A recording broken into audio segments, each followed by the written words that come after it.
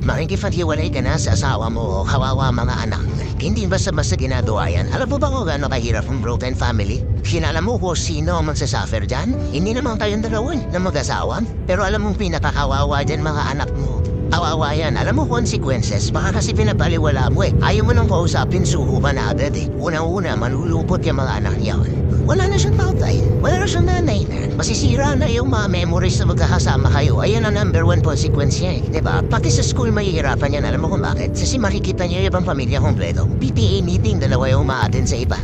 Graduation, dalawa yung umaatin. O dahil hindi kayo nagkaintindihan, isa na ngayon ang aatin. Pati sa insecurities yan tataas. At alam mo ang tendency, pwede niya rin sisihin ang sarili niyan. Mahirap laging broken family. At ang pinaka nagsasuffer dito children. So before you make that decision na maghihiwalay tayo, you have to ask, sulit ba talaga to? Na-exhaust na ba namin ang options sa amin?